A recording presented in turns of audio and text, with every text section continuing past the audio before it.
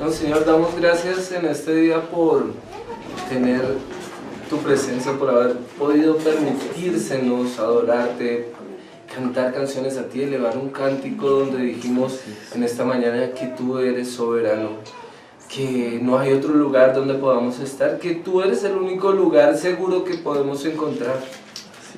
No existe otro.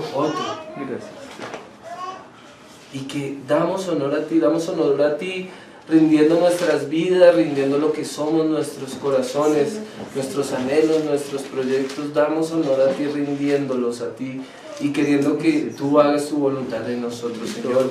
Proclamamos que tú eres Rey y soberano sobre nosotros, Señor, sobre tu iglesia, la iglesia de Cristo, en el nombre de Jesús.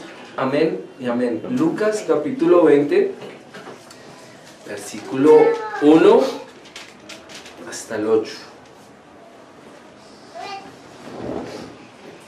Ay, ¿se pueden poner en silencio? Estaría bien.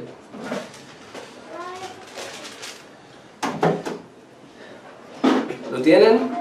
Amén. Amén. Sucedió un día que enseñando Jesús al pueblo en el templo y anunciando el evangelio, llegaron los principales sacerdotes y los escribas con los ancianos.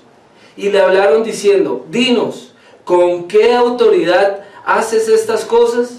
¿O quién es el que te ha dado esta autoridad? Respondiendo Jesús les dijo: os haré yo también una pregunta, respondedme. ¿El bautismo de Juan era del cielo o de los hombres? Entonces ellos discutían entre sí diciendo: si decimos del cielo, dirá: ¿por qué pues no le creísteis? Y si decimos de los hombres, todo el pueblo nos apedreará, porque están persuadidos de que Juan era profeta. Y respondieron que no sabían de dónde fuese. Entonces Jesús les dijo: yo tampoco os diré con qué autoridad hago estas cosas. Entonces imagínese usted la escena que acaba de ocurrir hace un día, porque como los acontecimientos que suceden en la Biblia, pues sí tienen un tiempo, sino que nos vimos hace 8 días y yo prediqué. ¿Quién predicó? Sí, el anterior pasaje lo predicaron de Lucas. Claro, pero hace un día, o sea, ayer, imagínense que ayer ha entrado Jesús en el pueblo y la gente que estaba gritando, ¿se acuerdan? ¿Se acuerdan qué gritaba el pueblo cuando llegó Jesús? Bendito el que viene en el nombre del Señor, Hosana, el hijo de David. O sea, había un alboroto tremendo, había un alboroto grande en la ciudad. Todo el mundo estaba honrando, todo el mundo estaba dando honor a Jesús. Pero ahora, ¿qué está ocurriendo? Que es enfrentado por los escribas y los fariseos con una pregunta: ¿de dónde viene tu autoridad? ¿De dónde tienes esa autoridad? ¿De dónde haces estas cosas? Pero no es una pregunta para hallar respuesta, es una pregunta para hacerlo caer. O sea, ellos no es que quieran saber de dónde está viniendo esa autoridad para decir: oiga, sí, tiene razón. No, sino que están enfrentándolo es para hacerlo caer en error y poder acusarlo de que él se está proclamando a sí mismo el Hijo de Dios, el Mesías. Ese es el problema. Ese es el problema. Y ese es el problema en el mundo, en la tierra. No es que Jesús no haya existido. Todo el mundo... O sea, decir que Jesús no existió, el que diga Jesús no existió, es un tonto. O sea, creyente o no creyente. Históricamente Jesús existió. Está comprobado. Están cartas en Roma, del Imperio Romano, que escriben sobre Jesús. Están las crónicas de Eusebio, que son unos escritos no bíblicos, pero que afirman que Jesús existió. Esa no es la pregunta. La pregunta para nosotros es: ¿Jesús es Dios? ¿De dónde viene esa autoridad? Y eso es lo que los cristianos sí proclamamos, que Jesús ya creemos que existió, pero que Él es Dios y que Él murió y resucitó. Esa es la diferencia. Pero aquí están los escribas y los fariseos enfrentando a Jesús. Pero mire algo en el versículo 1 que muestra por qué la rabia de ellos. Dice que sucedió que un día que enseñando Jesús al pueblo en el templo y anunciando ¿qué? El Evangelio. La doctrina. Ese era el problema. ¿Qué se enseñaba en el templo? La ley. Se enseñaba la ley. ¿Y qué es la ley? ¿Y qué es el Evangelio? La ley es aquello que yo hago para tratar de agradar a Dios. Eso es ley. ¿Y qué se estaba? Y entonces la predicación en ese templo, en el templo, sufre un cambio. Y ahora se está predicando ese Evangelio. No, yo voy a morir por los pecados de la humanidad. Yo les voy a regalar la salvación. ¿Qué se predicaba antes? El leproso no puede entrar al templo. La prostituta no puede entrar al templo. El pecador, el ladrón, esos no pueden venir acá. ¿Y qué está predicando Jesús? El Evangelio. Entonces ha cambiado el mensaje en el templo. Ya no se está predicando ley. Por primera vez en ese lugar, alguien está diciendo, ustedes son perdonados. Por primera vez en el templo no les están diciendo, vayan ahorrando para el Cordero del próximo año. Porque eso había que, o sea, el sumo sacerdote o algo, pues tenía que terminar el servicio diciendo, ahorren para el Cordero del próximo año porque pues ustedes van a pecar. Por primera vez alguien está diciendo, sus pecados son perdonados. Por primera vez un hombre en la sinagoga está diciendo, ni yo te condeno. Por primera vez un hombre en la sinagoga está tocando leprosos. Eso en ese momento está causando un impacto muy grande. Es un cambio total en ese templo. Pero quiero que piense un momento cómo era el Evangelio. El Evangelio viene de una costumbre. La palabra surge porque habían emisarios que enviaba el rey a los pueblos. ¿Qué comunicaban? ¿Qué comunicaban esos emisarios? ¡Hey, ganamos la tierra la guerra en tal nación! Ahora tenemos dominio sobre esa nación. ¿Sí? Entonces, ahora ellos están bajo mi reinado. Entonces venía un emisario y les daba la noticia al pueblo. ¿Qué otra noticia daba? Hubo cambio del rey. El rey, papá, ha muerto, ahora su hijo sube al trono. Y tenía que el emisario ir y comunicar. Entonces, de ahí viene esa palabra de evangelio, de esa noticia que traía un emisario. O a partir de hoy los hombres, cuando cumplan 25, tienen que ir a ser parte del ejército del rey. Cosas por el estilo. De ahí viene el evangelio. O sea, la costumbre de un emisario que trae una noticia. Ahora, usted tiene que pensar que el evangelio no es un consejo. ¿O sí? ¿Cómo recibió usted el evangelio? Una orden. Muy bien, Jorge. Claro. Pero está la doble actitud de las personas a veces cuando reciben el evangelio. De decir, ay, tan bonito. Ay, pues bueno, bonito, ¿no? No, sucede que esto tiene la misma actitud que el emisario de un rey. Cuando el evangelio llega a nosotros, no sabemos las circunstancias del momento, o si ya puede que usted haya escuchado la palabra, pero puede que no haya recibido el mensaje como del emisario del rey. Y es que surge un efecto de soberanía, de autoridad. Usted cuando está recibiendo el evangelio, cuando lo recibe, no solamente que ahí escuche el ruido de las palabras de la Biblia, no, cuando usted recibe el evangelio, cuando usted dice, sí, este evangelio va a ejercer sobre mí esa noticia, entonces es que usted dice la soberanía de Dios y la autoridad, porque si Dios es soberano, ejerce autoridad sobre su pueblo o sobre la iglesia, entonces que usted se somete a esa autoridad y a ese gobierno. El atributo que quiero resaltar en este día de Dios es que Dios es soberano y que en esa soberanía ejerce una autoridad. Y quiero que miremos en Daniel, capítulo, un momento, 4. Daniel.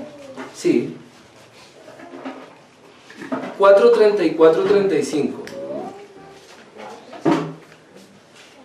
Mas al fin del tiempo, yo, Nabucodonosor, Alcé mis ojos al cielo y mi razón me fue devuelta. Y bendije al Altísimo y alabé y glorifiqué al que vive para siempre, cuyo dominio es sempiterno y su reino por todas las edades. Todos los habitantes de la tierra son considerados como nada, y Él hace según su voluntad en el ejército del cielo y en los habitantes de la tierra, y no hay quien detenga su mano y que le diga, ¿qué haces? Nabucodonosor era alguien muy poderoso en la tierra, pero después de una serie de cosas que le acontecen, dice que él hasta se volvió como una bestia del campo, vivía allá, o sea, humillado. Usted puede leer la historia en otro día, no tiene hoy mucho que ver, pero lo que sí es que les estoy hablando de un hombre muy poderoso, que llega a confesar y decir, el Dios de Daniel, el Dios de Elber, de Cristian, de los que están aquí presentes, ese Dios es sempiterno, es eterno, es una característica de la eternidad que abarca la eternidad, o sea, sin tiempo, ausenta el tiempo, es eterno, y que tiene toda autoridad y que maneja los cielos. Imagínense, el hombre más poderoso de la tierra está confesando eso, después de haber sido humillado, ¿no? Porque esa es la cuestión, ¿no? Que solamente a veces cuando pasamos por dificultades es que logramos confesar que hay un Dios eterno. A veces Dios tiene que apretar demasiado para que el hombre llegue a confesar que Dios tiene la autoridad y la soberanía, ¿no? Pero digamos que hace parte de la voluntad de Dios que nosotros en nuestro libre albedrío nos conduzcamos en la vida, y que sea Dios que en un momento se manifieste totalmente en nuestra vida y podamos decir sí al Dios sempiterno, al Dios que maneja los ejércitos del cielo. Ese es el Dios que debemos confesar. Entonces ese es el atributo de Dios que quería enseñarles, acerca de la autoridad que tiene Dios como Dios eterno y como jefe de los cielos y de la tierra, y que toda su voluntad se ejecuta sí o sí, o sea, amén y amén. Pero volvamos al pasaje, y es que es decir, si usted lee el pasaje, Jesús no les va a contestar. Jesús lleva la discusión hacia otro lado, y es que Él no les va a responder de dónde viene la autoridad, porque sabe que no vale la pena. ¿Por qué? Porque Él ya había mostrado su autoridad y ya había hablado de dónde venía, y ya lo habían visto hacer milagros. Entonces no valía la pena responderles. Él ya había dado un camino, Él ya les había dicho, yo soy el camino, yo tengo la autoridad. Miren cómo era la actitud de los fariseos. Vamos, devuelvas un poquito a Lucas 18. Esto ya lo conoce usted porque ya lo estudiamos hace unos 3 meses. No, ¿y cómo responde Jesús? No, o sea, Jesús no les va a responder la pregunta. Jesús lo que los va a... los ignoran esa pregunta, pero eso es carácter, eso es tener carácter, yo tampoco les digo. No, más que él también, digamos que fue sabio en responder, porque él sabía que de la forma en la que él respondiera se le iban a pegar de eso. ¿Se acuerdan que yo les dije que Jesús cuando lo encierran entre aquí y acá, Él lo que hace es un paso al costado? Pues para... No se mete en la discusión. O sea, no por cobardía, sino porque lo están... Vuelvo y porque digo, hay algo para, con esa pregunta quieren hacer algo. vuelvo y digo, es que los fariseos se están acercando para decir, ¿de dónde viene tu autoridad? Enséñalo.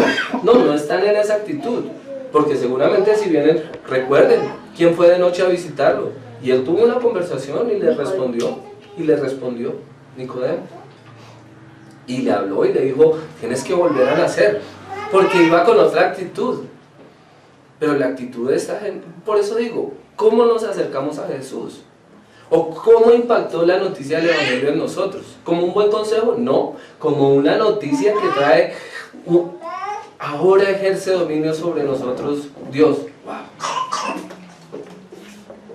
Mire un poquito de los fariseos. Vuelva a mirar porque ya lo ha estudiado. En Lucas capítulo 18, versículo 9 al 14. Solamente mire el primer versículo. Dice, a unos que confiaban en sí mismos, ¿cómo qué? Justos. ¿Confiaban en quién? En sí En mismos. ellos mismos. Entonces, como cristianos, ya los fariseos ya lo hicieron, pero ahora los cristianos, como nosotros mismos, si confiamos en lo que nosotros mismos somos, yo estoy seguro que nunca te voy a fallar, Dios. No, ahí está confiando en lo que usted hace. Pues yo tengo la confianza de que tú me libras de la tentación. Esa es la oración. Porque si usted se cree que usted por sus medios puede, no, eso era lo que predicaban en el templo antes, que lo que usted podía hacer, ¿qué era lo que usted podía hacer? Guardar el sábado, traer un cordero, unas palomas, diezmar, eso es lo que usted puede hacer, pero eso no le da la salvación. Lo que le da la salvación es lo que usted no puede hacer, sino que solo Dios puede hacer. Imagínese, pero sigamos adelante. Que confiaban en sí mismos como justos y menospreciaban a los otros, dijo también esta parábola. 2 hombres subieron al templo a orar. Uno era fariseo y el otro publicano. El fariseo, puesto en pie, oraba consigo mismo de esta manera: Dios, te doy gracias porque no soy como los otros hombres, ladrones, injustos, adúlteros, ni aun como este publicano. Ayuno 2 veces a la semana, doy diezmos de todo lo que gano. Mas el publicano, estando lejos, no quería ni alzar los ojos al cielo, sino que se golpeaba el pecho diciendo: Dios, sé propicio a mí, pecador. Os digo que este descendió a su casa justificado antes que el otro, porque cualquiera que se enaltece será humillado, y el que se humilla será enaltecido. ¿En dónde? En el reino de Dios. Entonces es que mire cómo son los fariseos, o cómo es la religión. ¿Cómo es la religión? Porque la religión lo que hace es darnos actos para que creamos que por esos actos logramos una salvación o un perdón de algún pecado. Que la gente cuando comete un pecado grave dice: no, tengo que hacer alguna penitencia. No hablo del cristianismo, hablo de otras formas de religión. Dice: tengo que hacer alguna penitencia.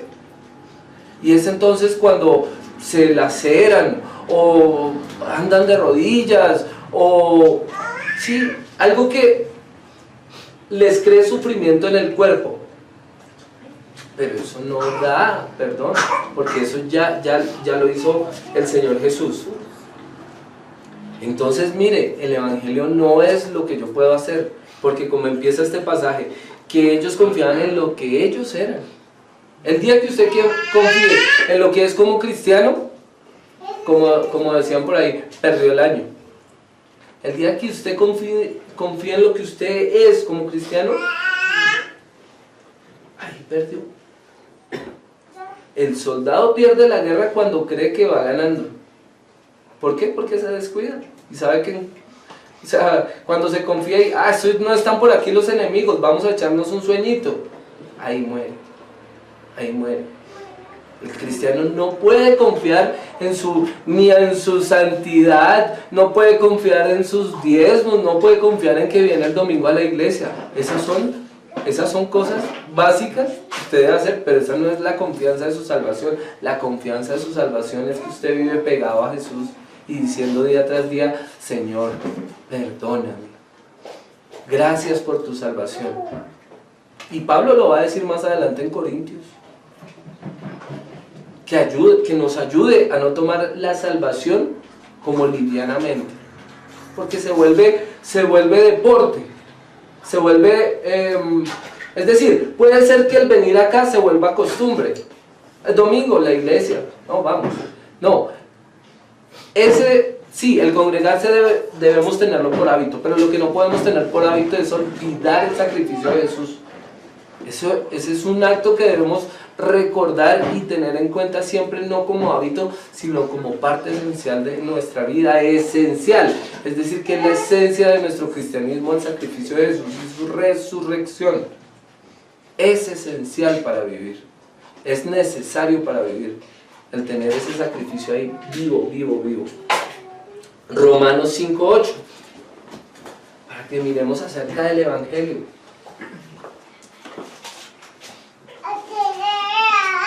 Mas Dios muestra su amor para con nosotros en que siendo aún pecadores, Cristo murió por nosotros. ¿Quién lo hizo? Cristo. ¿Nosotros hicimos algo? No. Nuevamente, no. Es que eso es lo que les está causando este problema. Que Jesús está predicando esto en la sinagoga, en el templo. Que ya no tienen que hacer nada. Pues imagínense, se les está derrumbando todo el sistema religioso. Porque ya no tenían que hacer grandes esfuerzos, solamente aceptar el nombre de Jesús. Eso cambia todo. Eso cambia todo. Y Efesios 2:8-9, porque por gracia sois salvos por medio de la fe, y esto no de vosotros, pues es don de Dios, no por obras para que nadie se gloríe, no por lo que nosotros hacemos. ¿Necesita don Álvaro hacer algo para salvarse? ¿Qué? Creer en Jesús. Creer en Jesús, pero el creer no es tu acto. El creer es la ejecución. A ver, ¿cómo lo digo? Yo te entrego un regalo y lo pongo acá. El abrirlo es disfrutar de la loción que viene adentro. El creerlo es disfrutar de la loción que viene dentro del regalo. No es el acto, no es que tengas que hacer nada, sino que es empezar a disfrutar. Porque la salvación está ahí. El acto de la gracia, el regalo, la misericordia está ahí. Pero es como el perfume que debe ser aplicado. ¿Estás haciendo algo? No, estás disfrutando. Pero si no lo disfrutas, ¿sí? Porque entonces entrarían algunos teólogos a decir, no, es que el hombre tiene que hacer una parte. No, el hombre no tiene que hacer nada. El hombre no tiene. Algunos dicen, no, es que no es solo un acto de Dios, sino un acto humano. No, Dios, el humano para mí, no sé si sea una teología errada, en mi convicción no, porque es que el acto de recibir a Dios, de aceptar a Dios, no es un acto que me implique a mí ningún sacrificio, sino es el disfrute del regalo que me está dando Dios, por medio de la muerte y sangre de su Hijo y la resurrección.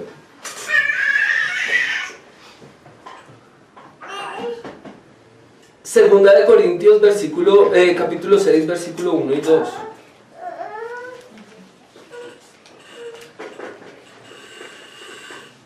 Así pues, nosotros como colaboradores suyos, os exhortamos también a que no recibáis en vano la gracia de Dios, porque dice, en tiempo aceptable te he oído y en día de salvación te he socorrido. No recibamos el mensaje del Evangelio en vano. Porque no es una noticia vana, sino que es una noticia como la que enviaba el rey. Una noticia que ejerce un nuevo dominio, que ejerce una nueva autoridad sobre nosotros. ¿Cómo es dominio? Gobierno, autoridad sobre nosotros. Gobierno, como Autoridad, dominio, gobierno. O sea, como Gobierno. ¿por qué? Porque domina. Domina Domina todo lo que está alrededor de nosotros. Bien, exacto. Es que quería saber porque las señas dicen mucho para entender por qué se dicen las cosas. Dominio. Con los dos dedos. Dominio. O sea, que ¿A qué se les parece esto? domina. ¿Cómo? Yo mando. No solo yo mando, sino como al director de la orquesta. Dirige. Claro. ¿Qué hace allá? La orquesta suena en ese momento las cuerdas. Y y cuando viene acá entonces, y cuando hace así toda la orquesta suena, es Dios quien ejerce dominio. No como un orquestador, sino como el que tiene una voluntad que se ejecuta. Dominio. Allá. Cristian. Ahora. La pastora va a sonar. Suenan todos al tiempo. Esa es la iglesia. Que en un momento Dios va moviendo fichas y va ejerciendo ese tipo de autoridad sobre nosotros y mueve su soberanía. Entonces no tener en vano esa autoridad. ¿Cómo es vanamente? Como una vanidad. ¿Qué es una vanidad? ¿Algún ejemplo de vanidad? Mientras hidrato mi garganta. Díganme una vanidad. La moda, Como él pertenece a un club, el lujo. No, una vanidad que usted tenga. La inteligencia. No, una vanidad más física. yo comprar equipo para ese pin, pin, pin, eso es una vanidad. Ok, listo. Bueno, comprar el equipo de... Sí, es una vanidad. Sí, pero no estamos diciendo que no No lo hagan. estamos criticando, juzgando, pero es Bueno, una vamos a vanidad. criticar a la pastora. Vanidad de vanidad, No, no. espera un momento. ¿Qué color es su labial? Rojo, ¿Cómo se llama? Pero eso trae rojo... Carmesí. algo así. En los esmaltes, por ejemplo, viene rojo buscona o no sé, pero Ah, ya. ¿rojo qué? Carmesí. Bueno, carmesí. Esa es una vanidad. ¿Por qué? Porque si ella hoy se pone violeta oscuro, no pasa nada. ¿Y si no me ponen nada? Y si no se no pone nada, no pasa nada. Pero ella tiene una vanidad de ponerse su labial. El evangelio no puede ser una vanidad, sino nuevamente la parte esencial de la vida del cristiano. No es que me lo quito y puedo vivir sin él. Chapstick. ¿Entiende la diferencia entre vanidad y necesidad? Usted no puede dejar de comer. Comer no es una vanidad. Una vanidad es comer gourmet. Ah, sí. Sí, No necesariamente. pues lo que pasa es que tú comes de acuerdo a lo que tienes ahí, ¿sí? Sí. O sea, si tú vives cerca a la orilla del mar, ¿puedes comer langosta todos los días? ¿Eres millonario? No. Simplemente que las... ¿Comer langosta todos los días? ¿Puede comer langosta? En el interior del país, aquí en Bogotá, pues sí sería un lujo. Pero no, el comer es esencial para vivir. El evangelio es esencial para vivir. No es una vanidad, no es algo que tú digas, voy a dejar de ser cristiano. Si usted dice un día voy a dejar de ser cristiano, entonces ¿qué significa? Que usted tuvo el evangelio ¿de qué manera? Bueno, Vanamente. Bueno, Vanamente. ¿Cómo es vano? Vanamente. quiere aprenderse. No, lo que digo, lo que pasa es que las señas, he entendido, Realmente sí. tienen un porqué. Las señas tienen un porqué, no es que, o sea, esto es bolsa porque esto es bolsa. No podría ser bolsa, ¿no? Bolsa. Tienen un significado. Y no es solo hacer así, sino como la actitud. La vanidad. O sea, la actitud en que se hacen las señas de vanidad. O sea, no es importante. El evangelio no es una vanidad. Recuerde, si usted un día dice, no voy a volver a congregarme, para usted fue vanidad el evangelio. Para usted fue un simple colorete. Para usted fue un simple aplicada de gel. No fue algo esencial en su vida y no fue no entendió la noticia del evangelio como esa noticia del rey que dice, ahora ejerzo dominio sobre ti. Esa es una gran diferencia. Hebreos capítulo 3, versículos 7 al 10. Hebreos. Nuevo Testamento. Por lo cual, como dice el Espíritu Santo, si oyereis hoy su voz, no endurezcáis vuestros corazones. Capítulo, perdón. 3. 3. 3:7. No endurezcáis vuestros corazones como en la provocación, en el día de la tentación en el desierto, donde me tentaron vuestros padres, me probaron y vieron mis obras 40, a causa de lo cual me disgusté contra esa generación. Y dije, siempre andan vagando en su corazón y no han conocido mis caminos. Entonces, cuando uno oye la voz de Dios, no puede endurecer el corazón y no puede empezar. Álvaro, no se arrunche porque, mejor dicho.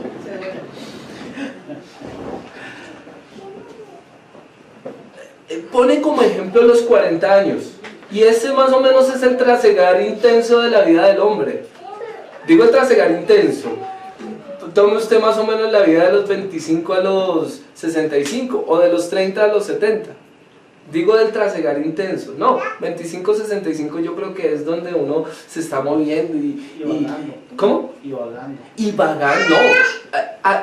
Haciendo todo lo que el humano hace. Tratando de construir riquezas, tratando de sacar adelante a los hijos. Porque antes está como en una preparación. Y después de esa edad como que uno entra en una época de, bueno, a disfrutar lo que hice. Pues esa debería ser el orden, ¿no? Entonces toma como ejemplo 40 años. Y si ustedes me han probado durante esos 40 años que salieron de Egipto hacia la tierra prometida. Y vieron mis obras. Y vieron que sus ropas no se gastaban nuevamente. Y vieron que sus ropas no se gastaban. Nuevamente. Es que ella le da risa porque es que ella me regaló las medias del pastor. Los que están viendo el video, no alcanzan a ver. Y las medias del pastor no se acaban. Y les doy mate, camino descalzo en la casa y no se acaban. La caducidad debe ser, Que no, yo ¿qué? regalo Son de cosas Only. finas. Son de Only. Pero son de Pero seda, son de buena marca. son de seda. y No, seda. con Dana dijimos, ¿son marca qué, Paola? Dijimos, ¿esas medias son marca Exo? Son marca Exo. Duran 40 años. Vamos a hacer una marca de ropa. Si alguien está pensando en hacer una marca de ropa, póngale Exo. ¿Por qué? Porque dura Dale una idea aquí a una 40 años. Ya le dio la idea. Entonces durante el tiempo, todo ese tiempo hemos visto la mano de Dios y yo cada vez que veo las cosas que ocurren sobre mi vida y digo, bueno, nada de esto me aparta de Dios. La vida sí le tiende a uno unas trampas muy tenaces. Mire, yo por ejemplo, decir que yo alguna vez haya tenido un pensamiento de suicidio, no, pero me llegó un pensamiento. No porque yo lo... A ver, quiero que ¿Cómo que lo entienda. piensas? No es que yo lo esté contemplando, sino que el hecho de que llegue un pensamiento de suicidio a la vida, uno dice, pero de verdad que, o sea, uno entiende que el mover espiritual existe. Obviamente, yo no lo voy a hacer, sino que digo, ¿por qué tiene que llegar un pensamiento así a mi mente? Eso es o sea, pero ahí uno entiende que el Evangelio es real también. Entonces, y que la gracia de Dios y la gloria de Dios se manifiesta. Y ve uno que la muerte está ahí. Ahí, ¿cuándo fue, Paola? El jueves. El jueves yo pude haber muerto. Y el ver la muerte tan cerca, uno dice, pero es que llega en cualquier instante, uno no sabe. Uno no sabe si la persona que ahorita se cayó, que dicen que se cayó, pues, ¿cómo quedó, no? Es un instante, es un segundo, en cualquier momento. La vida prende de un hilo, siempre, en un abrir y cerrar de ojos. La vida prende de un hilo.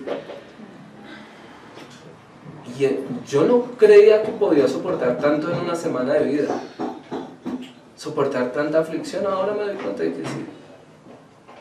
Y que aún sigo firme, que aún sigo de pie, que aún sigo amando a Dios y que el mensaje del Evangelio en mi vida no es vanidad, no es vano, sino que yo he creído.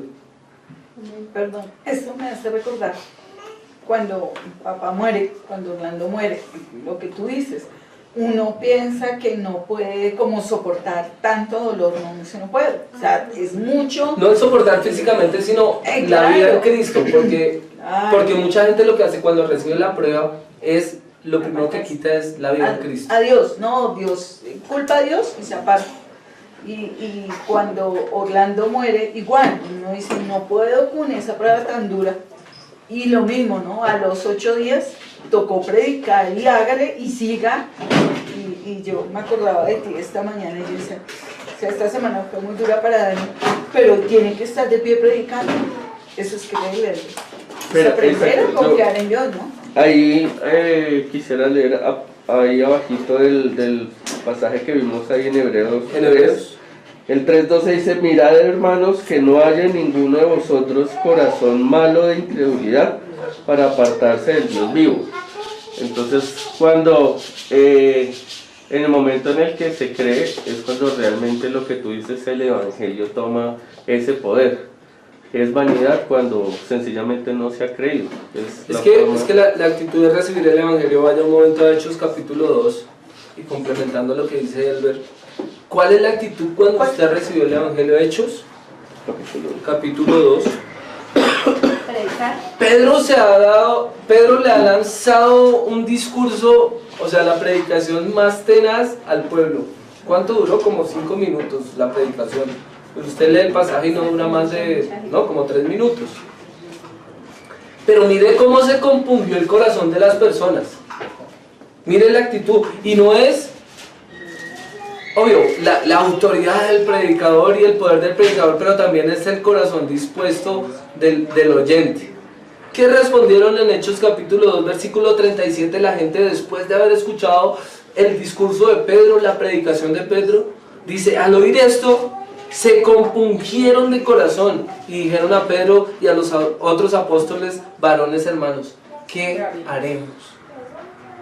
¿Qué haremos? ¿Qué hace usted cuando recibe el Evangelio? Ir a hablar de nuevas. ¿Qué hace usted? Lo primero que uno hace es contarle a otro. No, pero digo es aquí, acá, Como nosotros, feliz, ¿qué haremos? contento y dolor, y ahora O qué sea, tengo ellos que están hacer? compungidos La porque pregunta es, ¿y ahora yo qué tengo que hacer? O sea, cuando ¿qué usted hago? entiende lo pecador que era usted, Claro. porque es que una cosa es decir, yo no he hecho nada malo, no, cuando usted entiende las escrituras a profundidad y cuando se las han explicado, usted entiende que usted era un desgraciado porque no tenía la gracia. Usted era demasiado desgraciado antes de conocer a Jesús. ¿Qué hago, Señor? Y la noticia de Dios es, nada, no tienes que hacer nada. Yo lo he hecho todo. Recibir, creer, disfrutar el perfume. Disfrutar la gracia, el regalo, la salvación. Eso es. Mira un poquito acerca de la autoridad de Cristo en Mateo capítulo 7, versículo 28 y 29.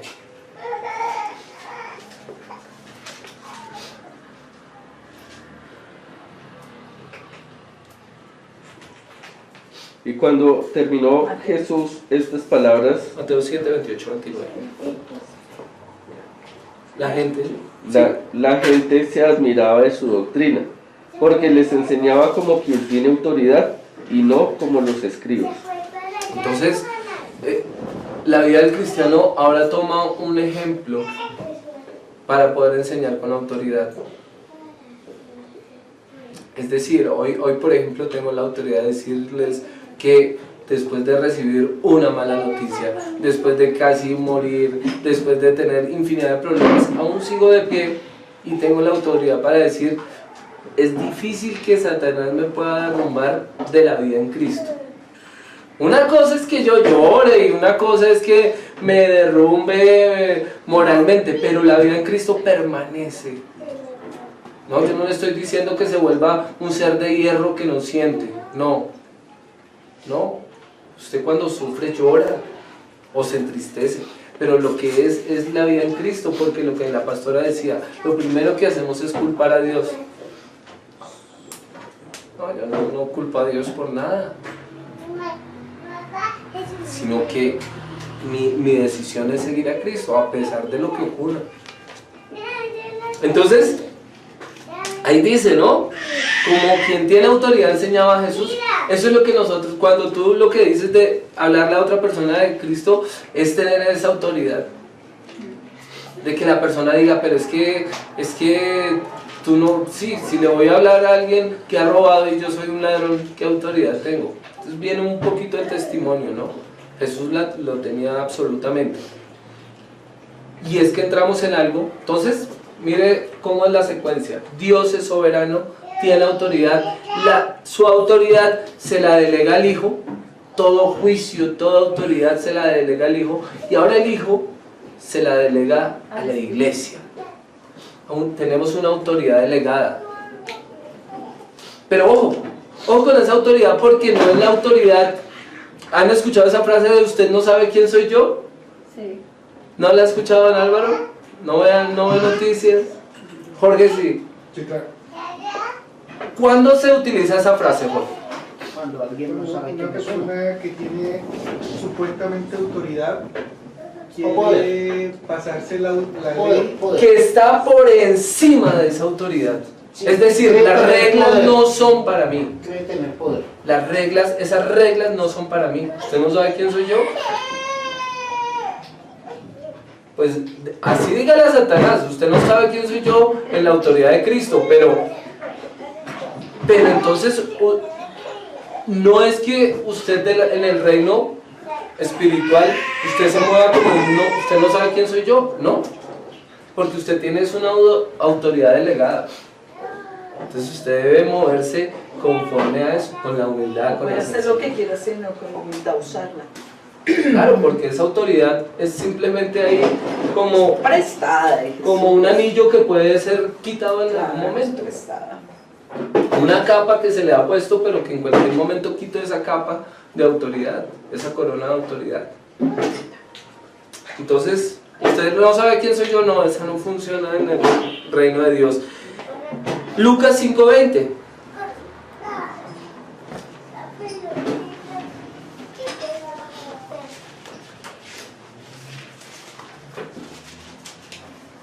Al ver él la fe de ellos, le dijo: hombre, tus pecados te son perdonados. Entonces, los escribas y los fariseos, siguen. Comenzaron a cavilar diciendo: ¿quién es este que habla blasfemias? ¿Quién puede perdonar pecados sino solo Dios? Jesús, entonces, conociendo los pensamientos de ellos, respondiendo, les dijo: ¿qué caviláis en vuestros corazones? ¿Qué es más fácil decir: tus pecados te son perdonados, o decir: levántate y anda? Pues para que sepáis que el Hijo del Hombre tiene potestad en la tierra para perdonar pecados, dijo al paralítico. A ti te digo, levántate, toma tu lecho y vete a tu casa. Sé sano y sé salvo es la misma palabra, ¿cierto?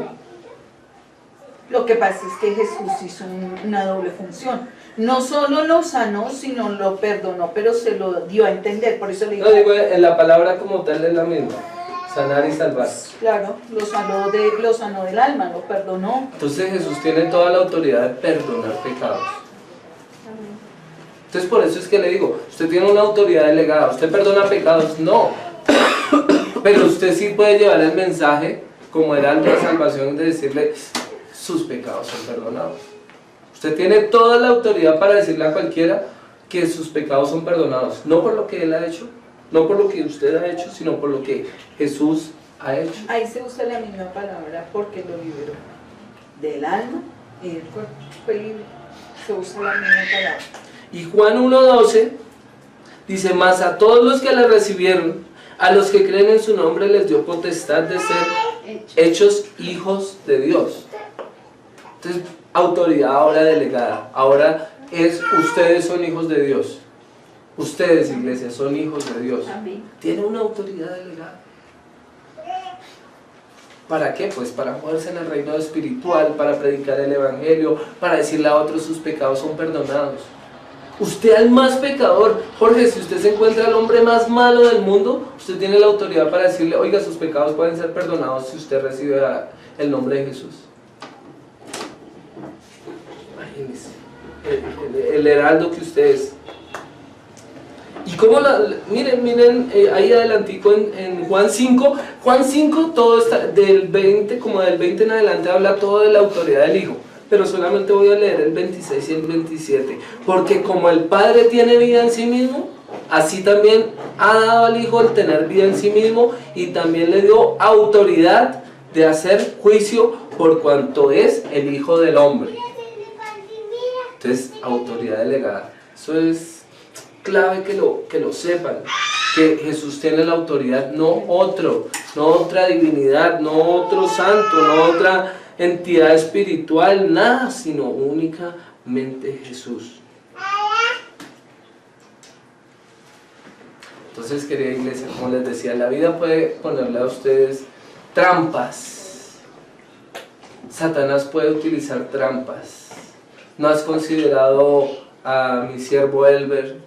¿No has considerado a mi siervo Cristian? Puede estar Satanás diciéndole allá a Dios en medio de las oraciones, porque usted ora pidiendo unas cosas y entonces Satanás ahí viene y dice a Dios, ¿y por qué no consideramos esta oración y más bien me dejas tentarlo a ver de qué calibre es su fe? ¿Qué calibre tiene? ¿Qué resistencia tiene? Y esas dificultades en su vida no pueden ser trampa. O sea, pueden ser trampa, pero digo, no caiga en la trampa. No caiga en la trampa y que usted desista del Evangelio. Muchos desisten es por la prueba. Muchos abandonan el camino, en el momento de la prueba dicen, no doy más. Me mamé de ser cristiano, perdón el video. Me cansé de ser cristiano, porque esto no es sino una vida de pruebas. No, y hay épocas bonitas. Hay etapas del cristianismo que son disfrute, que son gozo, que son alegría, que son... todo anda bien.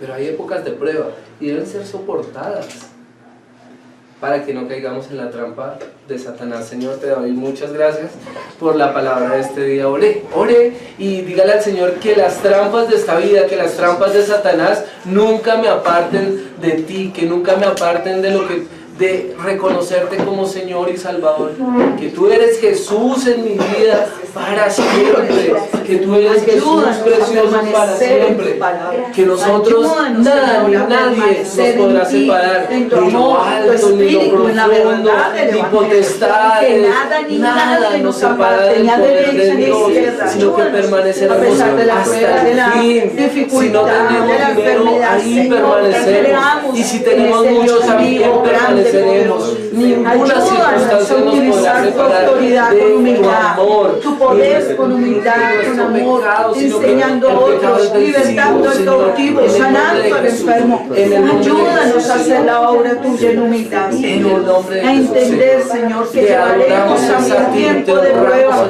pero la prueba trae consigo paciencia, y la paciencia trae consigo el fruto apacible de la humildad, Señor. Gracias por la formación y los procesos que nos das en Cristo Jesús. Gracias, Señor, por la vida de cada uno, Padre, en Cristo Jesús. Gracias por lo que estás haciendo en Dani y lo que seguirás haciendo, Señor, por estos procesos, por estos tiempos, porque un día, Señor, como dice Job, y miraremos esto que pasó como ríos que pasaron y nunca más volverán. Gracias, Señor, en Cristo Jesús. Amén. Amén, amén. Y ponemos en tu presencia las ofrendas de tu iglesia, Señor, que tú bendigas y multipliques cada ofrenda, cada intención que ha sido traída en este lugar como símbolo de agradecimiento de lo que tú nos prosperas, Señor. Bendice la iglesia grandemente para que ellos puedan bendecir la obra grandemente, Señor.